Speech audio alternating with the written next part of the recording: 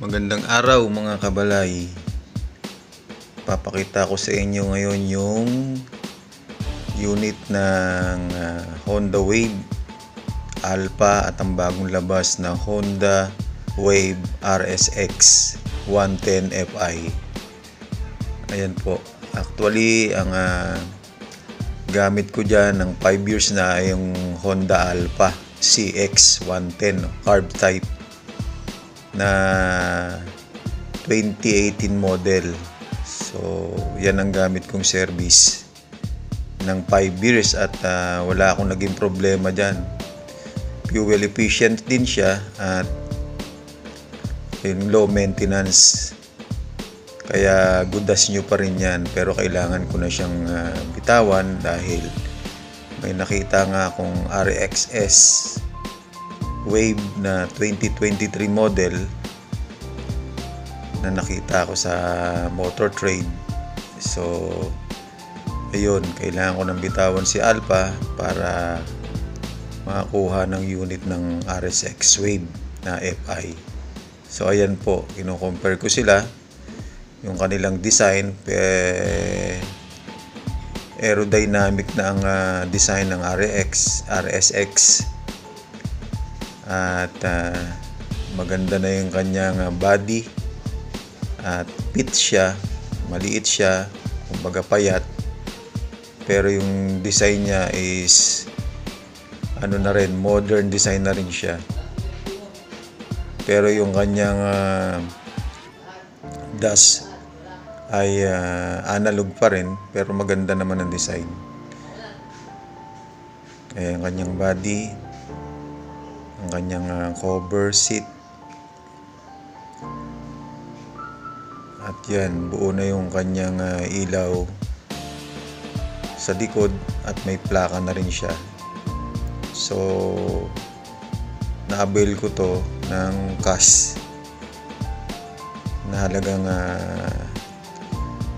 62,000 price ng Motor Trade. Ito yung Alpha na bibitawan ko na, although nakakalungkot kasi matagal ko siyang kasama sa trabaho, pero swerte yung mapapanamanahan ko nito kasi talagang good siya, good as new, kasi lagi siyang maintain, change oil at tune up.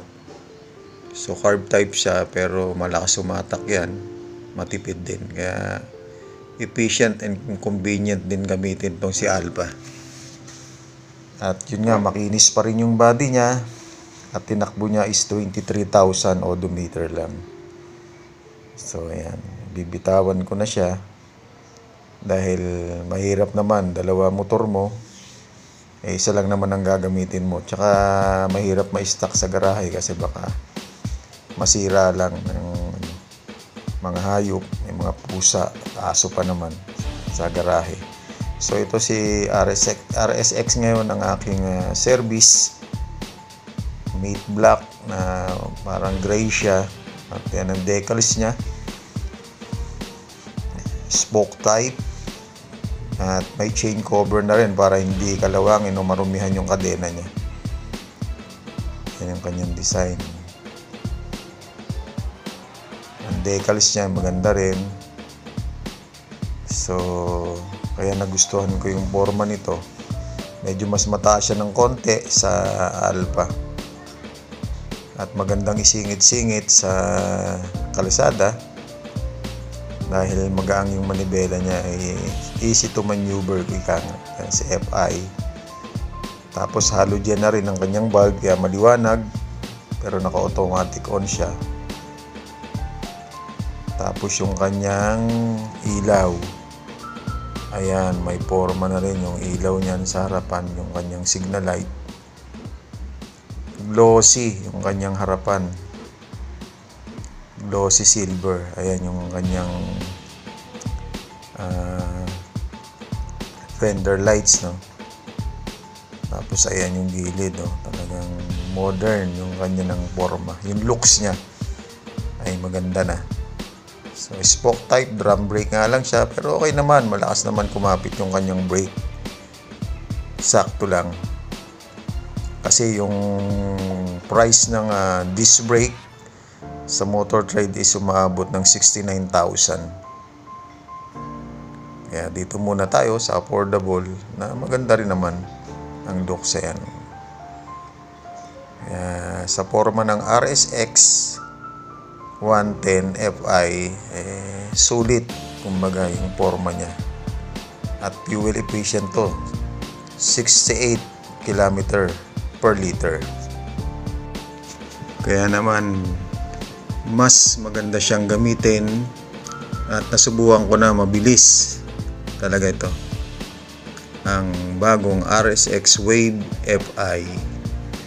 Pero siyempre mamimiss natin tong si Honda Wave Alpha CX. Kita nyo naman, napakakinis pa niya. Ayan.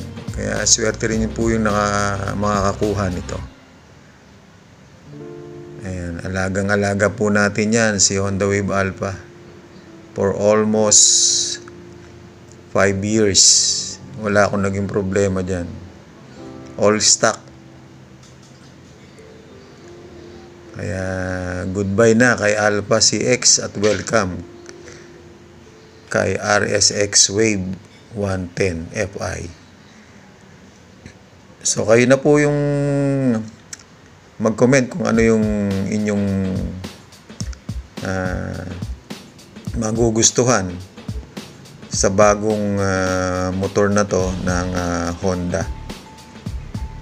Siguro may mga experience din naman kayo sa Honda Wave. Akin share ko lang yung